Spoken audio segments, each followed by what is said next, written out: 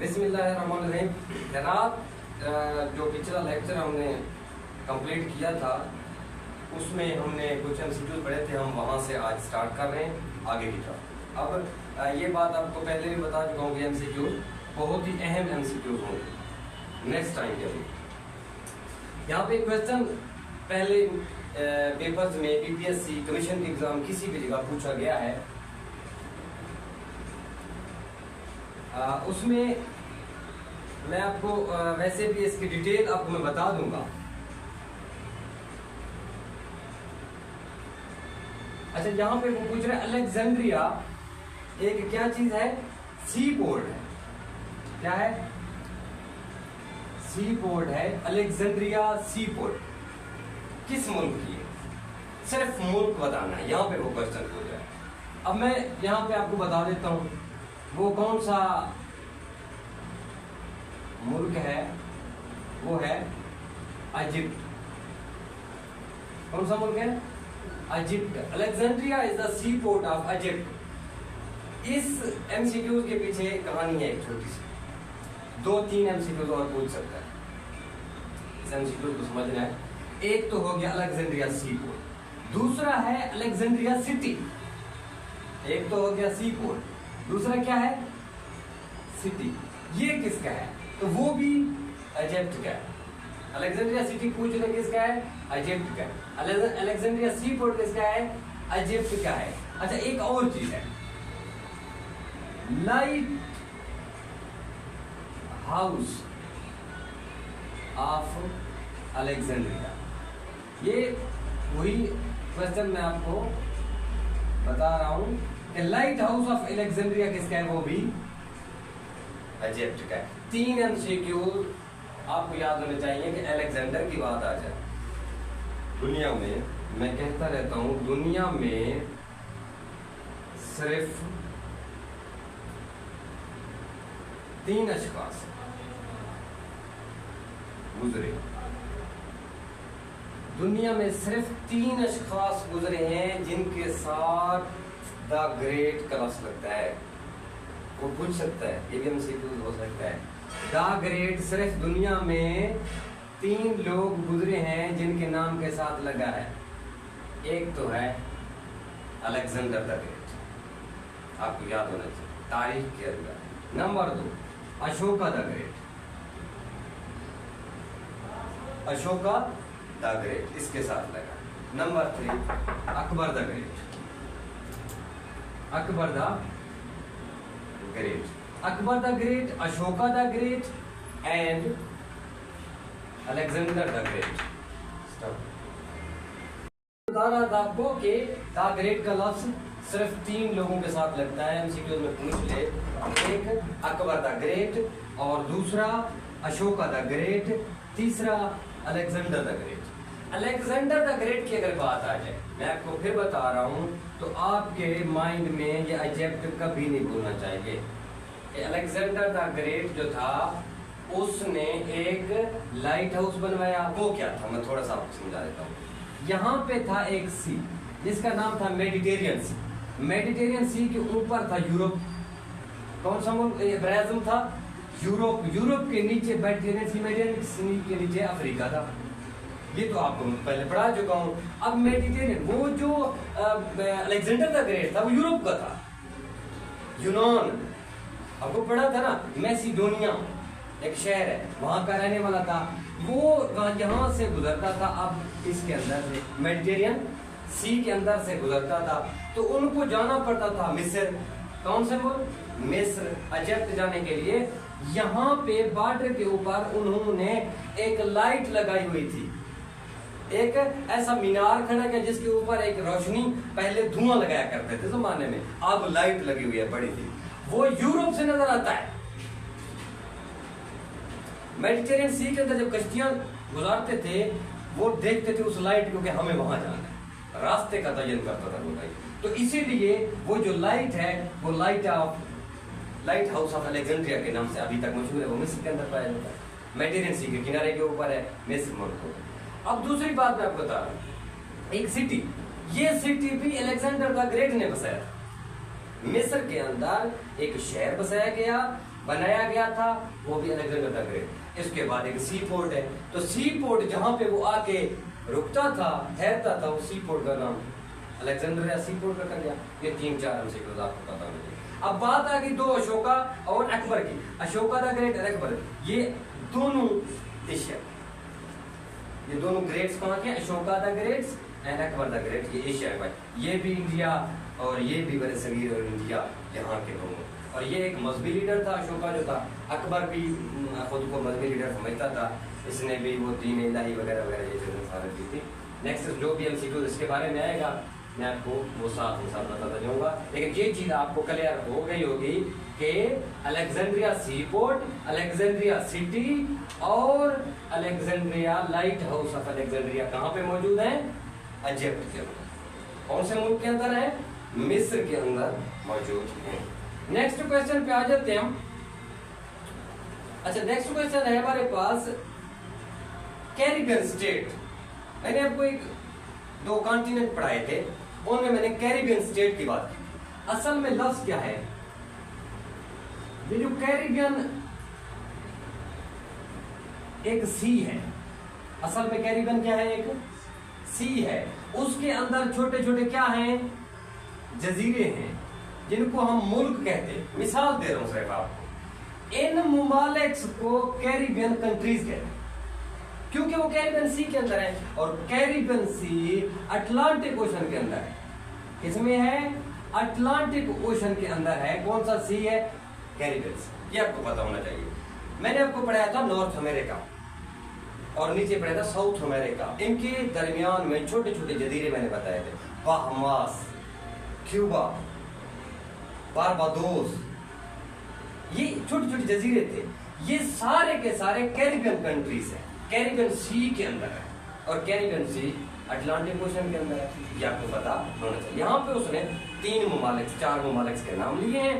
उसने कहा है कि ये तीनों चारों में से एक कैरिबियन कंट्री नहीं है।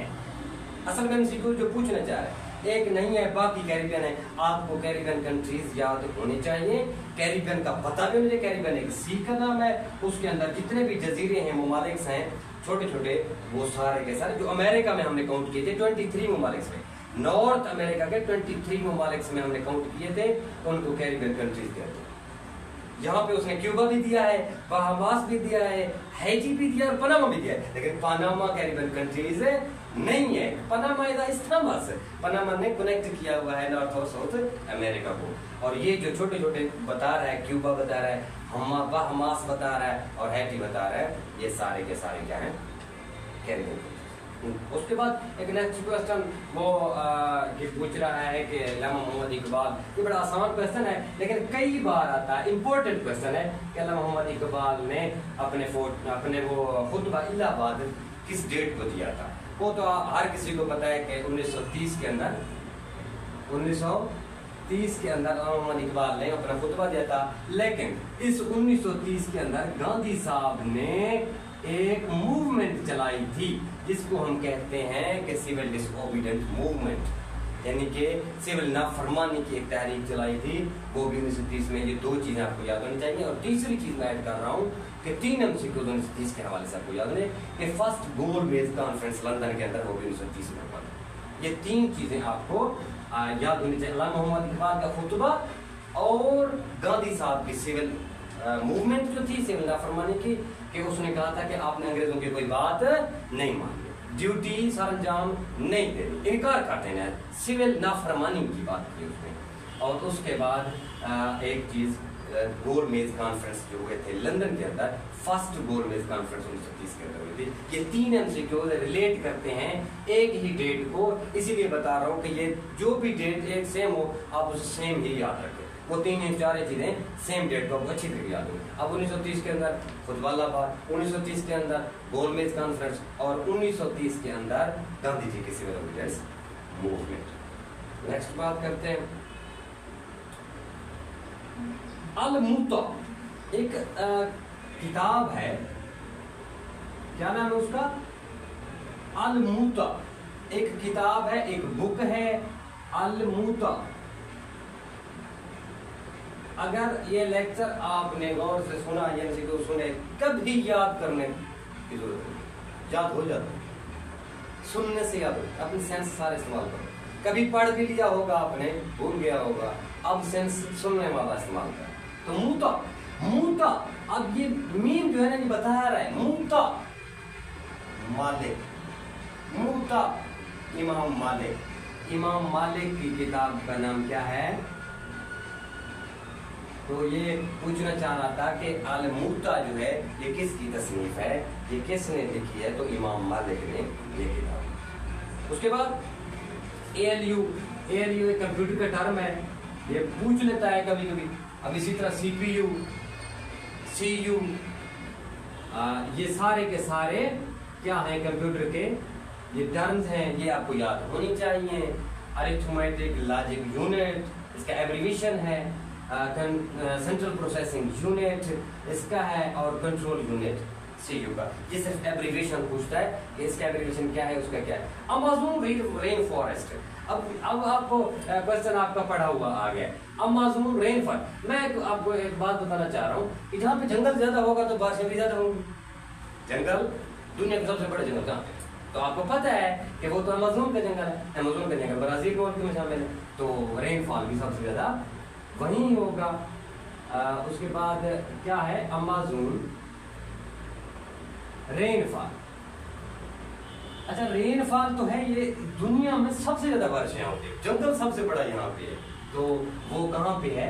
ब्राजील के अंदर। किस मुल्क में है? ब्राजील। अमेज़न के बारे में मैंने आपको बताया था, एक तो अमेज़न फॉरेस्ट हो गया, क्या है बेटा? फॉरेस्ट हो गया, जंगल है एक बहुत बड़ा, ब्राजील के अंदर है, और वो ऑक्सीजन पैदा करता है। कितना मैंने बताया था?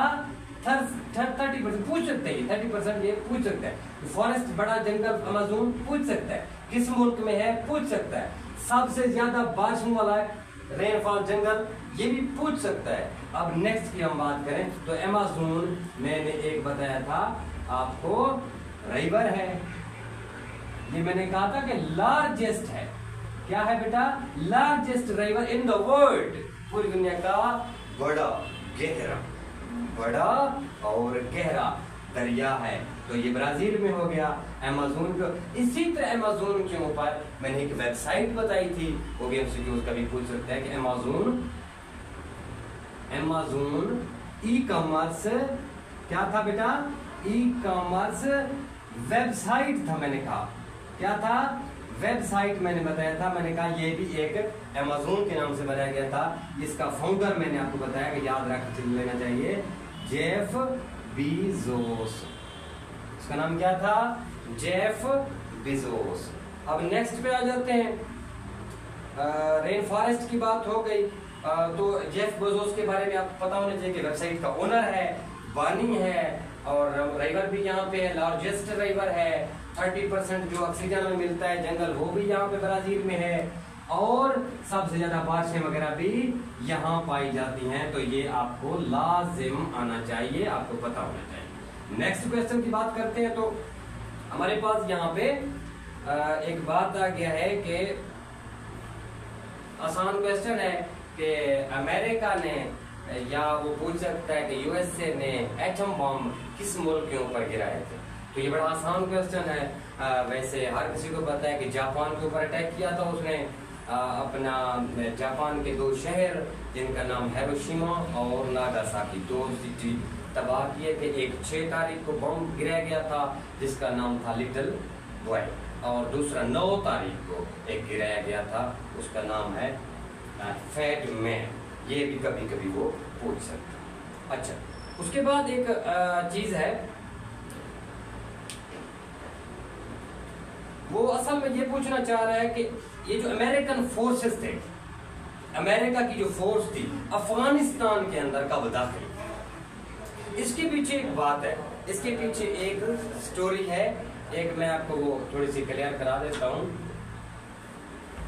यहाँ पे मैं आपको बता रहा हूँ कि वो जो पूछना चाह रहा है कि अमेरिका की USA ने अफगानिस्तान के अंदर अपनी फौजें कब डाली। बात यह है कि एक वाकया हुआ जिसको 9/11 का वाकया बोलते हैं। अफगानिस्तान के ऊपर वो पूछ रहा है सवाल के फौजियों का दाखिल, इसको छोड़ दें, पहले इसकी बैकग्राउंड देखें कि अमेरिका के अंदर एक वाक़या हुआ जिसका नाम है 9/11। उसको करने वाला उसामा बिन लादेन था। उसामा बिन लादेन किस तंजीम का हिस्सा था तो आपको पता होना चाहिए, ये तंजीम थी अलकायदा। कौन सी तंजीम थी? अलकायदा का मेंबर था उसामा बिन लादेन।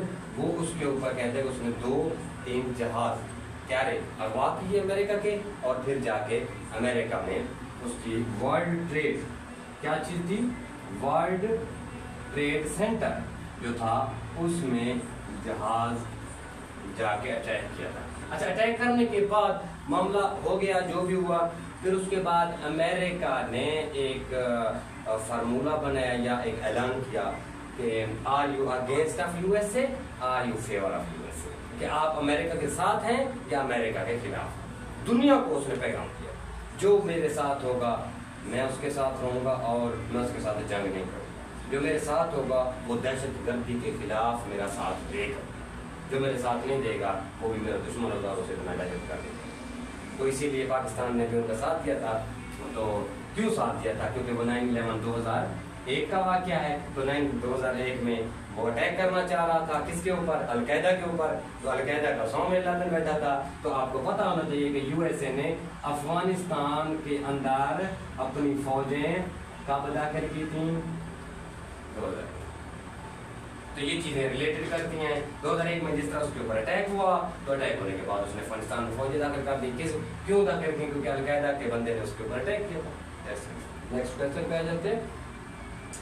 एक अपना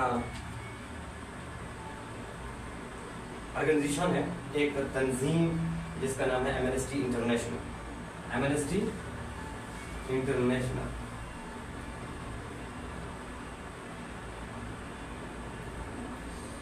एमनेस्टी इंटरनेशनल एक तंजीम या ऑर्गेनाइजेशन इसको कहते हैं। एक ऑर्गेनाइजेशन एक बनाई गई थी एमनेस्टी इंटरनेशनल। पहले तो उसका वो पूछना चाह रहा है कि इसका हेडक्वार्टर कहाँ पे है। हेडक्वार्टर इसका लंदन के अंदर है। कहाँ पे बेटा? लंदन शहर के अंदर इसका हेडक्वार्टर है एमनेस्टी इंटरनेशनल। और दूसरी जो बात है कि वो एमनेस्टी इंटरनेशनल क्यों बनाई गई थी, ये भी तो मतलब किस वजह से बनी, उसकी वजह क्या थी, उसका मकसद क्या था? उसका मकसद था बेटा एमनेस्टी इंटरनेशनल जो ऑर्गेनाइजेशन थी, ये जो लंदन में हेडक्वार्टर इसका, इसकी थी protection of human rights.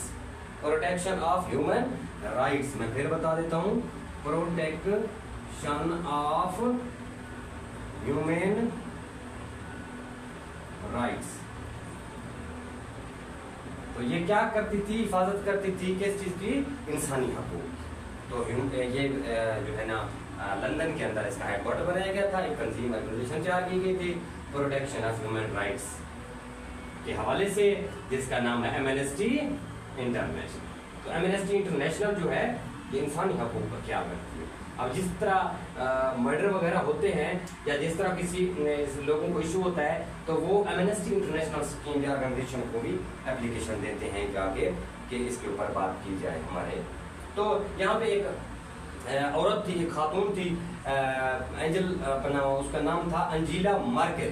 Angela Merkel 3-4 term में बैठे रही, 4 टर्म्स बैठी रही। वो पूछ सकता है कि अंजीला मार्केल कौन थी, तो आपको ये पता होना चाहिए कि अंजीला मार्केल जो थी जर्मनी की चांसलर। क्या थी? हेड कहते हैं वैसे, हेड भी कहते हैं, चांसलर असल में उसको बोलते हैं, चांसलर जो थी ना। तो ये जर्मनी की चांसलर या हेड या सदर या प्राइम मिनिस्टर वो चांसलर बोलते हैं वहां पे। तो ये 4 टर्म के लिए बैठ गई, यानी कि 16 साल वो कहते हैं, इनका 4 ईयर टर्म होता है, 16 साल कहते हैं कि वो बैठी रही थी जर्मनी की। वो पूछ सकता है कभी भी, आपको ये चीज पता होना चाहिए। उसके बाद एक चीज मैं आपको, ANSA is a news agency of which country. एक न्यूज एजेंसी है ANSA, मैं दोबारा बता रहा हूँ, एक और भी है AFP, APP। ये 3 न्यूज एजेंसियां मैं आपको थोड़ा क्लियर कर दूं कि तीनों चार रिलेटेड करते हैं। ये जो ANSA है ये इटली का है। किस मुल्क का है बेटा? ये है इटली का। और AFP जो है ना ये फ्रांस का है। ये आपको पता है।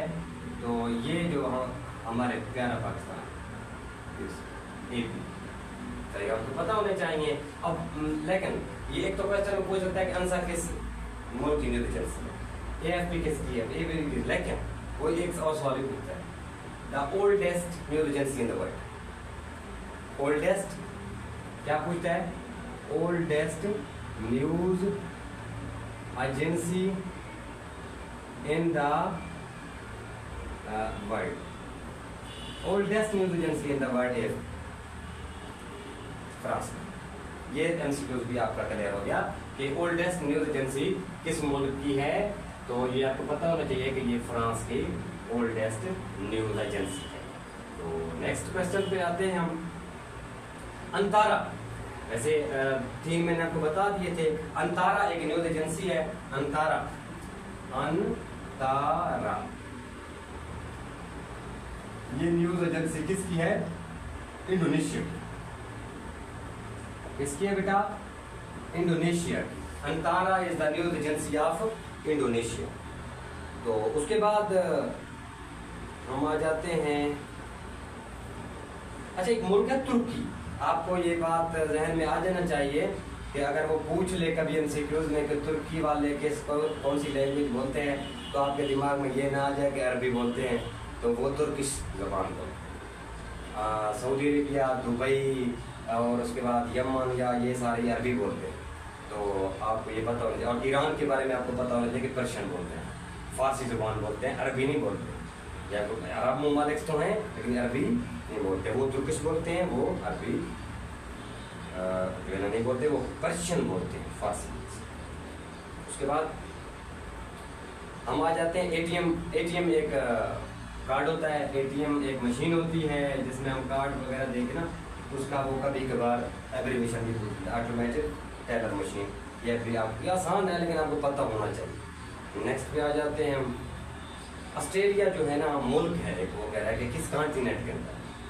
ऑस्ट्रेलिया क्या है, एक मुल्क है। आपको पता होना चाहिए कि ऑस्ट्रेलिया मुल्क, ऑस्ट्रेलिया ही कॉन्टिनेंट के अंदर है।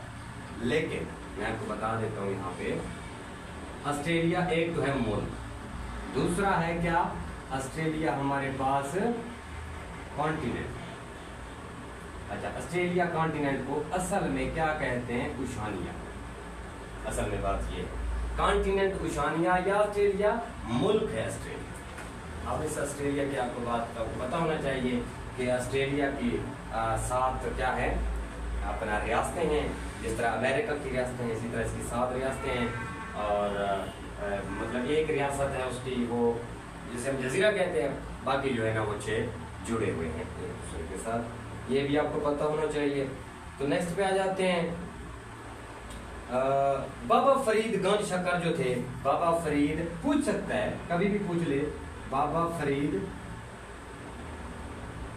गंज शक्कर किस जबान के शायर, किस लैंग्वेज के शायर। तो ये पंजाबी के शायर। किस चीज के बेटा, पंजाबी के शायर। ख्वाजा गुलाम फरीद पूछ ले तो ये सराइकी के थे। कौन से बेटा, ये सराइकी के थे। वो कौन से थे, पंजाबी के शायर थे। शाह अब्दुल लतीफ भट्टाई के बारे में पूछ लेता है कभी कभी, तो यह मैं आपको जो है ना क्लियर करवा रहा हूँ। शाह अब्दुल लतीफ भट्टाई जो थे ये सिंधी थे। शाह अब्दुल लतीफ भट्टाई सिंधी लैंग्वेज के शायर थे। इसी तरह बलोची का एक पूछ लेता है, तो बलोची का आपको मस्त तवक्ली और उसका एक मस्तवकली और जमा, मेरे ख्याल में जमाल दोस्त एक था, आज़ाद जमाल दोस्त उसका नाम हुआ करता था, आज़ाद जमाल दोस्त। अच्छा, ये जो था ये फैज़ अहमद फैज़ के साथ इसकी दोस्ती भी हुआ करती थी, ये बलूची ज़बान के साथ।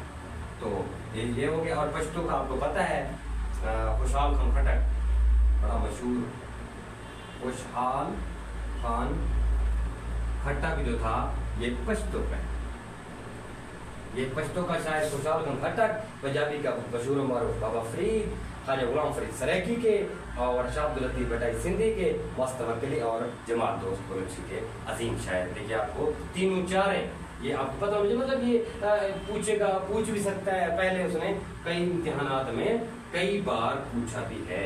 दोबारा भी रिपीट कर सकता है, दोबारा से भी वो पूछ सकता है। लेकिन इसके बाद नेक्स्ट क्वेश्चन पे आ जाते हैं, Baghdad is the capital of which country. तो बगदाद जो है ना, ये आपको पता होना चाहिए कि इल्म का सेंटर हुआ करता था, एक दौर था। तो बगदाद जो है ना इराक का कैपिटल क्या है बेटा, वो बगदाद ही है। बगदाद इल्म का सेंटर हुआ करता था। बगदाद और दमिश्क, जिसको हलाकू खान, मंगोल जो थे हलाकू खान और चंगेज खान, उन्होंने आके तबाह किया था। वैसे इल्म के सेंटर के वजह से बगदाद जो है ना इल्म का सेंटर था, इराक कैपिटल हुआ करता था। तो इसी तरह एक और कैपिटल है बाकू। बाकू किसका कैपिटल? तो आपको याद होना चाहिए कि जो आज़रबाईजान है ना, हमारा एक मुल्क है आज़रबाईजान, उसका जो है ना कैपिटल का नाम है बाकू। बाकू किसका कैपिटल है बेटा? आज़रबाईजान की कैपिटल का नाम बाकू है। नेक्स्ट पे आ जाते हैं, बैंकॉक के हवाले से वो पूछ रहा है कि बैंकॉक जो है ना किसका दारुल हुकूमत है? बैंकॉक किसका कैपिटल है? तो ये आपको पता होना चाहिए, बैंकॉक थाईलैंड का। किसका है बेटा? बैंकॉक जो है ना ये थाईलैंड का, थाईलैंड एक मुल्क है, उसका कैपिटल है बैंकॉक। अब थाईलैंड कहाँ पे है आपको ये पता होना चाहिए। ये बर्मा जो म्यांमार है उसके साथ एक मुल्क है वियतनाम, और थाईलैंड और बर्मा, और उनके साथ एक लाओस था, एक छोटा सा मुल्क लाओस, और इसी तरह उसके साथ बर्मा के इधर बांग्लादेश और इंडिया वगैरह आते थे। यहाँ पे बे ऑफ बंगाल जो बनती है, इसके साथ यहाँ पे एक मुल्क था थाईलैंड, तो उसका नाम शहर है ना बैंकॉक। बैंकॉक जो है ना ये मशहूर शहर भी है, और ये आपको पता होना चाहिए। यहाँ पे सैर व सयाह के लिए लोग जाते हैं, और बैंकॉक जो है ना बड़ा मशहूर। वैसे इसको ना बैंकॉक को एक और भी कहते हैं, विनाइस ऑफ द ईस्ट भी कहते थे इसको। ये विनाइस वैसे तो इटली का एक शहर है, तो इसको भी बोलते हैं विनाइस ऑफ द ईस्ट। उसको क्यों बोलते हैं? क्योंकि जो विनाइस सिटी है इटली का, उसमें ज़्यादातर रोडें नहीं हैं, नहरें बनी हुई हैं, पानी में कश्ती में जाते हैं अपने घरों में। तो बैंकॉक के अंदर भी इसी तरह फॉलो किया, तो इसीलिए फिर नेक्स्ट पे आ जाते हैं। अपना बराक ओबामा एक प्रेसिडेंट गुजरा है, उसका नंबर क्या था? ओबामा जो था उसका नंबर था 44, प्रेसिडेंट था कौन से नंबर का? 44 नंबर का प्रेसिडेंट। अब अगर अमेरिका का पहला पूछ ले तो वाशिंगटन डीसी जो था पहला इसका, डीसी तो वैसे अपना कैपिटल भी है इनका, वाशिंगटन इनका पहला प्रेसिडेंट था। तो फर्स्ट का आपको पता चल गया होगा, और 44 का ये है। तो इसके ओबामा के बाद ट्रम्प साहब आए थे, तो वो 45 नंबर के हुए। उसके बाद जो बाइडेन साहब इस टाइम जो सर्व कर रहे हैं 46 नंबर के प्रेसिडेंट है, क्या आपको पता होना चाहिए। और इसी तरह दरमियान में भी कुछ ना कुछ सर्च कर लेना चाहिए आपको कि किस का नंबर, सेकंड का पता होना चाहिए, थर्ड का पता होना चाहिए। और इस तरह 16 नंबर का जो था ना, वो भी आपको मैं बता देता हूँ, इब्राहिम लिंकन था। ये भी आपको पता है, 16 नंबर का जो प्रेसिडेंट था उसका नाम था इब्राहिम लिंकन। असल में इसको कहते हैं कि इसने स्लेवरी से आज़ादी आके दिलाई, अमेरिका को स्लेवरी मतलब गुलामी से इसने आगे दिलाया। इब्राहिम लिंकन 16 नंबर का, ये जो 16 नंबर का इब्राहिम लिंकन था। अब इस टाइम 46 नंबर का है, जो नेक्स्ट बनेगा वो 47 का होगा। तो वाशिंगटन डीसी फर्स्ट था, 44 पे ओबामा था और 45 पे ट्रम्प साहब। नेक्स्ट पे आते हैं अपना बैटल ऑफ वाटरलू। बेहतरीन क्वेश्चन, पहले से पढ़ा हुआ है, आपको याद है बैटल ऑफ वाटरलू।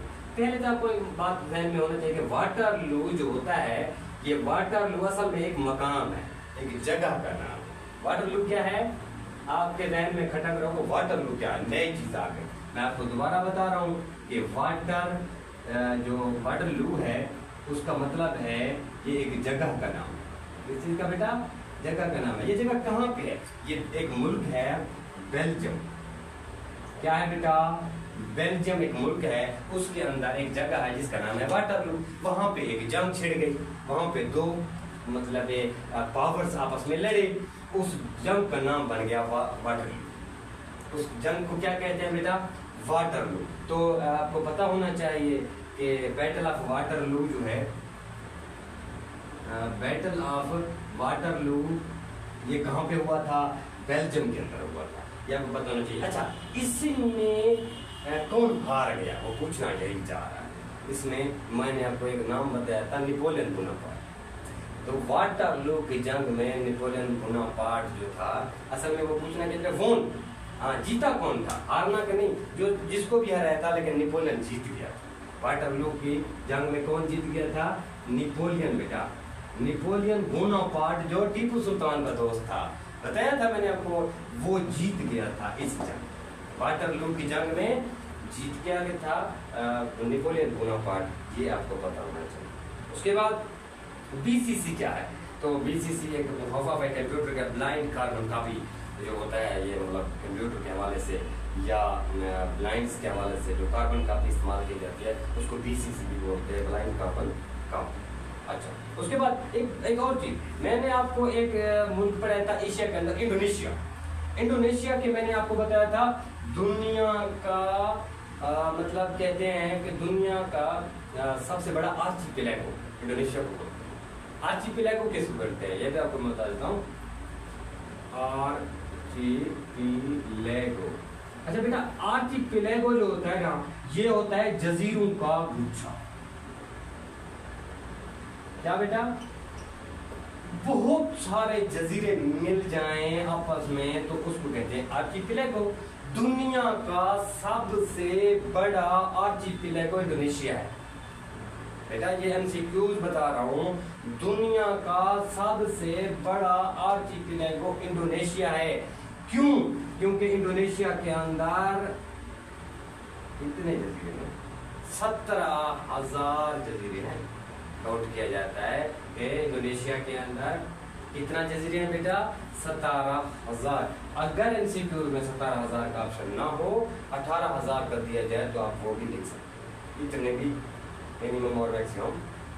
लेकिन एक वैसे एक और भी है, लैंड ऑफ थाउजेंड आइसलैंड, मेरे ख्याल में वो भी एक क्वेश्चन था। वो यहाँ पे नहीं है, वो ऊपर एक यूरोप के अंदर एक कंट्री था, हमने वहाँ पे पढ़ा था, वो मैं आपको जब नेक्स्ट क्वेश्चन आएगा तो मैं आपको बता दूंगा। 17,000 आर्चिपेलागोस जो ना बड़ा आर्चिपेलागो इंडोनेशिया है। तो इंडोनेशिया से जो छोटे छोटे जजीरे हैं, एक दो आज़ाद भी हो गए, एक दो जजीरे आज़ाद भी हो गए। एक जजीरा आज़ाद हुआ, उसका नाम है ईस्ट तैमूर। क्या नाम है उसका बेटा? ईस्ट तैमूर। इंडोनेशिया से आज़ाद हुआ, एक जजीरा था, आज़ाद हो गया, आज़ादी दे दी उसने। और उसने जब वो कह रहा है कि आज़ादी दी इस तैमूर ने, तो वो पहले पार्ट किसका था? वो पहले पार्ट किसका था बेटा? इंडोनेशिया का पार्ट था। तो आपको ये भी पता होना चाहिए, ये इंडोनेशिया का बेटा पार्ट था। तो इस तैमूर हो गया आज़ाद।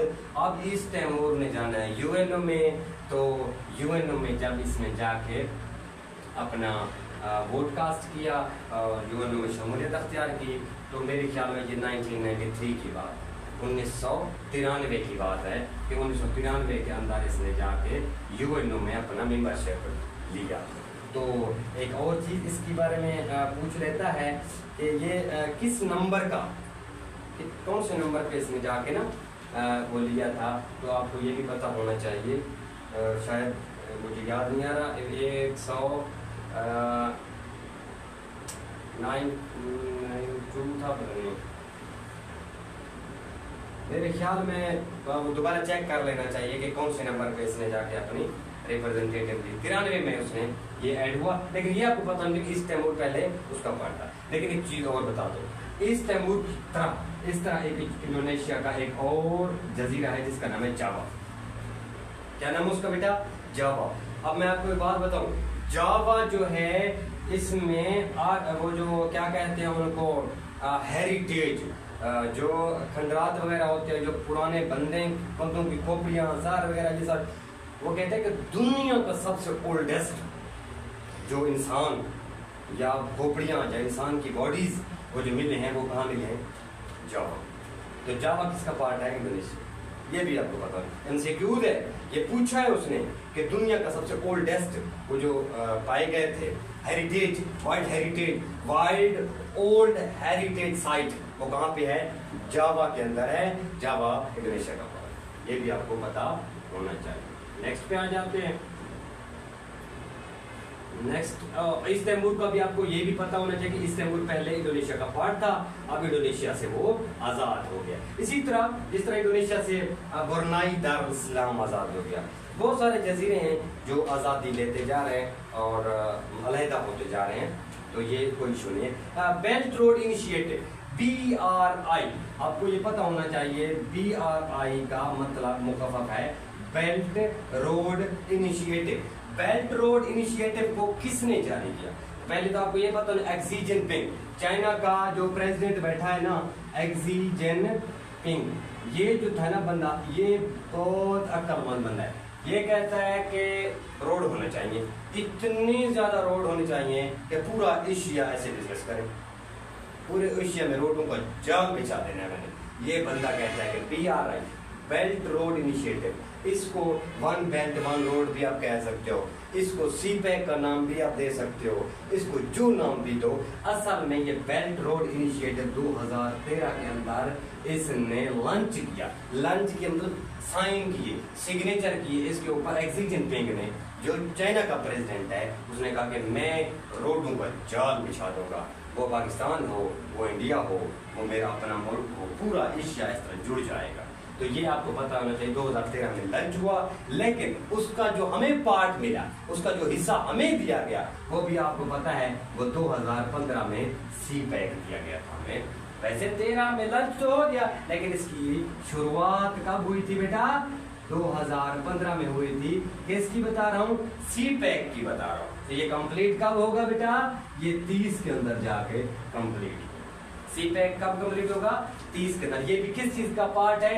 BRI का पार्ट है, बेल्ट रोड इनिशिएटिव का पार्ट है, एक्सी जिनपिंग का हिस्सा है। तो 13 में ये लॉन्च हुआ था और CPEC जिसका हमें भी हिस्सा मिला, उसको 2015 के अंदर शुरू किया गया, जो 2030 में कंप्लीट होगा, अभी तक मुकम्मल नहीं हुआ है। तो आपको एक MCQ में पहले भी पढ़ा चुका हूँ, वो पूछ रहा है कि बर्बर जो ट्राइब है, क्या है बेटा?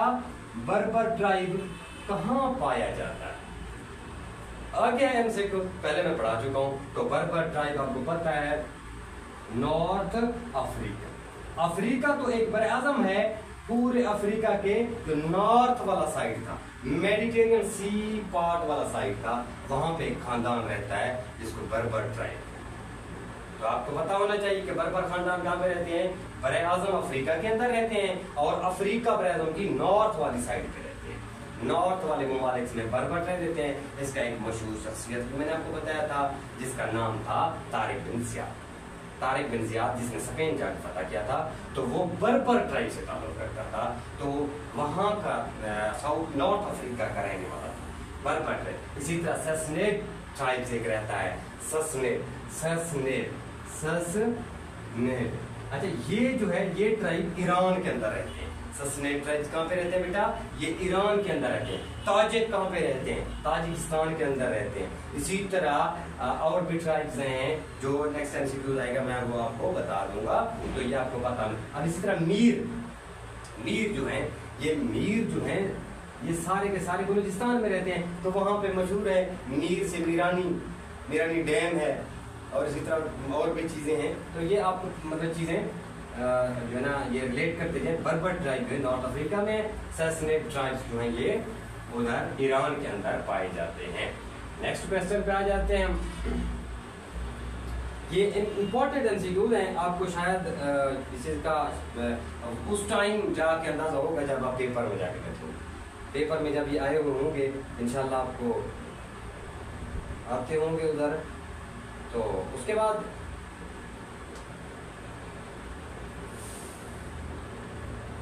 यूनेस्को वर्ल्ड हेरिटेज का क्वेश्चन दोबारा आ गया है, मैं पहले बता चुका हूँ। यूनेस्को UN जो सोशल कल्चरल ऑर्गेनाइजेशन है, UNO की सोशल एंड कल्चरल ऑर्गेनाइजेशन जो है, उसने वर्ल्ड हेरिटेज साइट बताया है कि वो कहाँ पे पाए जाते हैं। इंडोनेशिया के जजीरे जावा के अंदर पाए जाते सकते हैं। एमसीक्यू आगे आया है, मैं पहले बता चुका हूँ। जावा के अंदर, इंडोनेशिया का जजीरा जावा के अंदर या इंडोनेशिया के अंदर पाया जाता है क्या, वर्ल्ड हेरिटेज। उसके बाद एक question, Braille education system. Braille, वैसे एक ब्रेली बंदा ही है, एक इंसान है। ब्रेली एजुकेशन सिस्टम, ये आपको पता होना चाहिए। जो ब्रेली एजुकेशन सिस्टम है ये किस चीज के हवाले से, ब्लाइंड के हवाले से। ब्रेली एजुकेशन सिस्टम क्यों दिया गया था, ब्लाइंड जो लोग थे, जो अंधे थे आंखों से, उनके लिए एक सिस्टम तरतीब दिया गया कि उनको तालीम कैसे देना है, तो उसको कहते हैं ब्रेली एजुकेशन सिस्टम। ब्रेली एक बंदा था, उसने एक एजुकेशन सिस्टम दिया जो ब्लाइंड्स के लिए था। किस चीज के लिए था बेटा, ब्लाइंड्स के लिए था, उसको कहते हैं ब्रेली एजुकेशन सिस्टम। नेक्स्ट पे आ जाते हैं, तो उसमें एक क्वेश्चन है ब्रेक्स।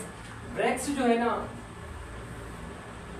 ये भी एक तंजीम है। ब्रेक्स क्या है बेटा, एक ऑर्गेनाइजेशन है। तो आपको जिस तरह नजर आ रहा है 5 इसमें डिजिट्स हैं, तो 5 मुल्क ही होंगे इसमें। अगर वो पूछ ले कि ब्रेक्स के मेंबरान की तादाद कितनी है, तो 5 ही है। बी से क्या है बेटा, ब्राजील हो गया, आर से रशिया हो गया, आई से इंडिया हो गया, सी से चाइना, और एस से साउथ अफ्रीका, नेल्सन मंडेला वाला साउथ अफ्रीका। ये भी आपको पता होना चाहिए कि ब्रेक्स के अंदर कितने ममालिक हैं। अच्छा, ये बना कब था, ये भी आपको पता नहीं होना चाहिए, 2006 के अंदर ये बना।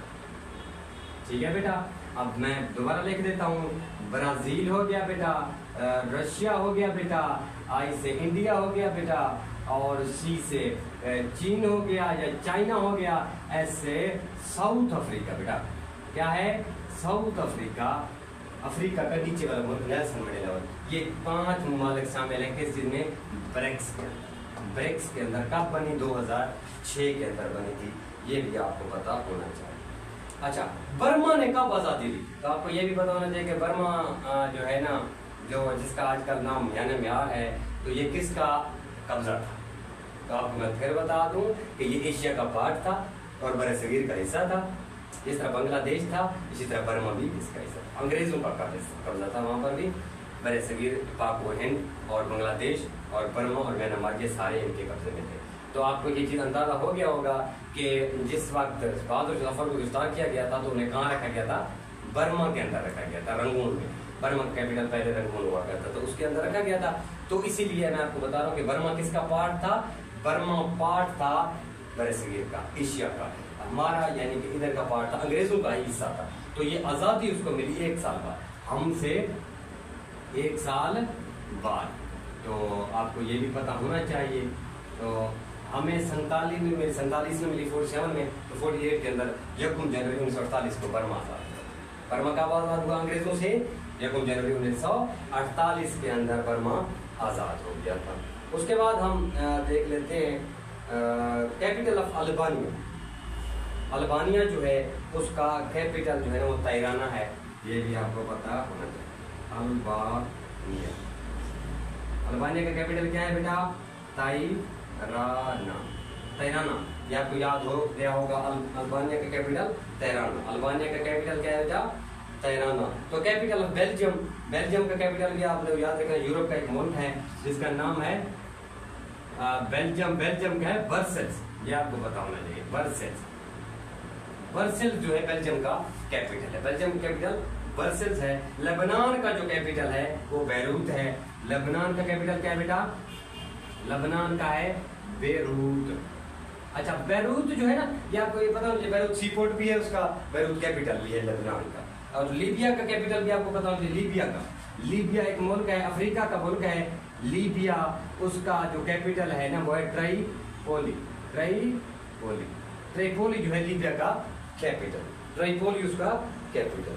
सीडी का आपको खुद को पता है, कंप्यूटर का एक सवाल है, CD compact disc, compact disc, CD stand for compact disc. उसके बाद अपना एक नेशनल फ्लावर है अर्जेंटीना का। नेशनल फ्लावर क्या है, अर्जेंटीना का नेशनल फ्लावर है साइबो। साइबो अर्जेंटीना का नेशनल फ्लावर है साइबो। अर्जेंटीना का नेशनल फ्लावर साइबो। चैड एक मुल्क है, वो पूछना चाह रहा है कि चैड एक मुल्क है, लैंडलॉक्ड मुल्क है, किस बड़े आजम में पाया जाता है। तो मैं आपको चैड के हवाले से एक एमसीक्यू बताना चाह रहा हूँ, इंपॉर्टेंट एमसीक्यू है। जो इस वक्त ओआईसी का सेक्रेटरी जनरल बैठा है, उसका ताल्लुक चैड से। अहम एमसीक्यूज मैं आपको बता रहा हूँ। चैड जो है ना, चैड अफ्रीका के अंदर है। कौन से? अफ्रीका के अंदर है। दूसरा इसका एमसीक्यू, ये लैंड लॉक्ड है। ये क्या है बेटा? लैंड लॉक्ड है। तीसरा इसका, जो इस वक्त बंदा बैठा है हुसैन इब्राहिम ताहा, हुसैन इब्राहिम ताहा कहां से है? चैड से। ये इस वक्त क्या है? ओआईसी का जनरल सेक्रेटरी। ओआईसी के जनरल सेक्रेटरी का ताल्लुक कहां से है? चैड से। चैड कहां पे है? अफ्रीका में। चैड कौन सा मुल्क है? कैसा मुल्क है? लैंडलॉक्ड। इसके इर्द गिर्द ममालिक हैं, इसको समंदर नहीं है। तो उसके बाद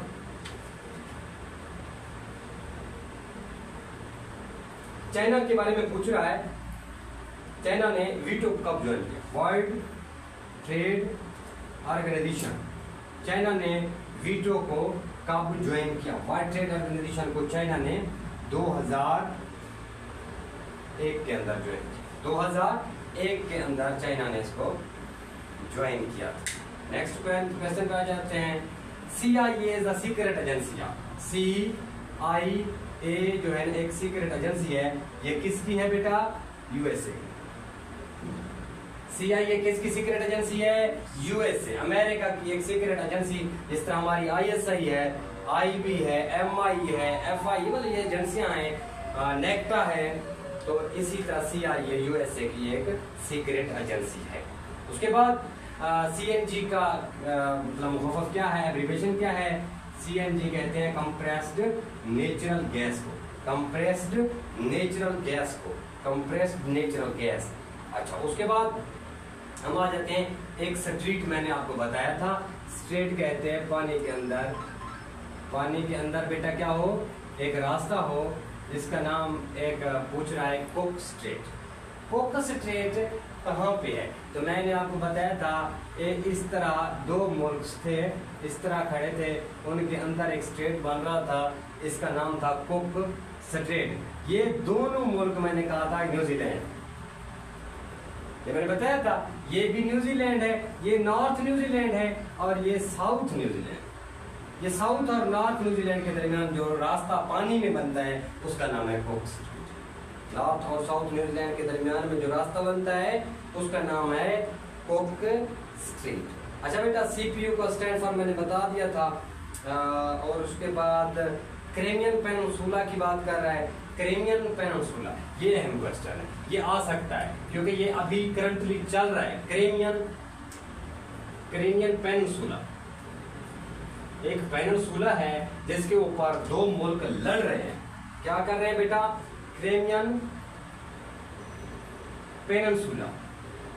पेनिनसुला को आपको पता है ना बेटा, तीन अतराफ में पानी हो, एक तरफ खुश्की के साथ जुड़ा हो। तीन अतराफ पानी हो, एक तरफ खुश्की के साथ जुड़ा हो, तो उसको पेनिनसुला कहते हैं। क्रेमियन पेनिनसुला दो ममालिक के दरमियान एक झगड़ा चल रहा है। तो आपको पता है एक तो है रूस और दूसरा है यूक्रेन। ये कहां पे है बेटा?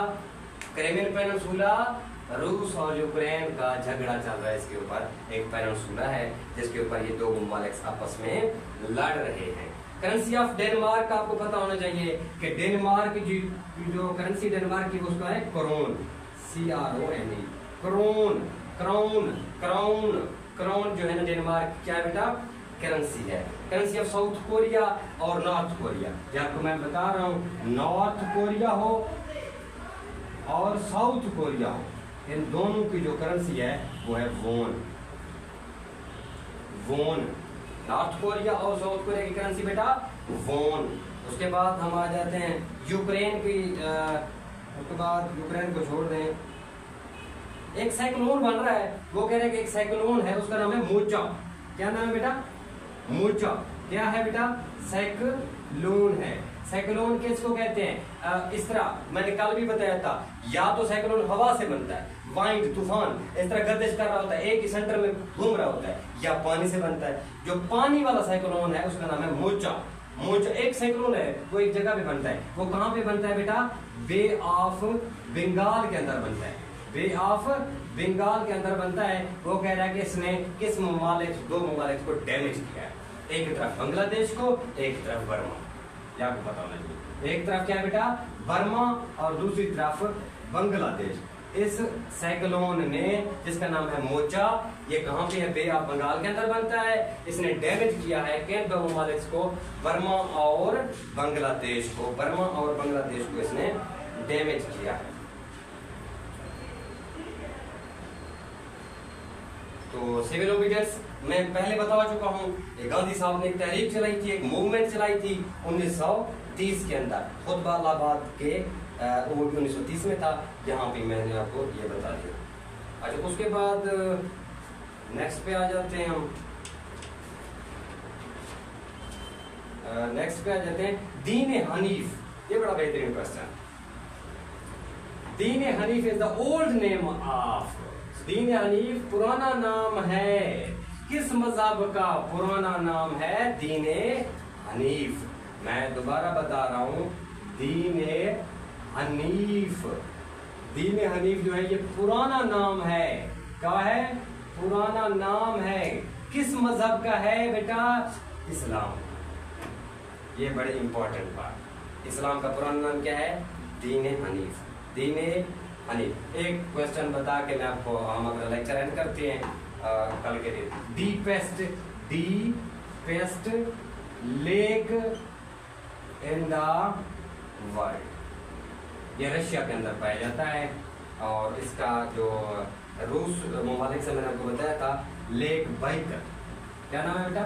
लेक, उसका नाम है बाइकर। लेक बाइकर जो है ना बेटा, ये है deepest lake in the world. Last question था हमारा, deepest lake in the world कौन सा है? लेक बाइकल, जो रशिया में या सेंट्रल ममालिक के ऊपर यहाँ पे पाया जाता है। और दीन हनीफ पुराना नाम है किस मजहब का?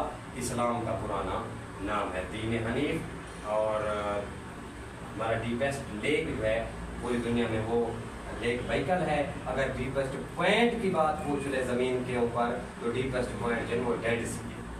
Deepest point in the world by land के अगर पूछ ले, वो डेड सी है। अगर deepest point of the ocean पूछ ले, तो मरियाना ट्रेंच है। ये भी क्वेश्चन पूछ सकता है। नेक्स्ट वीडियो के लिए इंशाल्लाह इंतज़ार करें, नेक्स्ट वीडियो अपलोड करेंगे। तो ये आप चीज़ें दोबारा लेक्चर सुन लें, रिपीट कर लें, इंशाल्लाह आपको याद हो जाएंगे। थैंक यू, अल्लाह हाफ़िज़।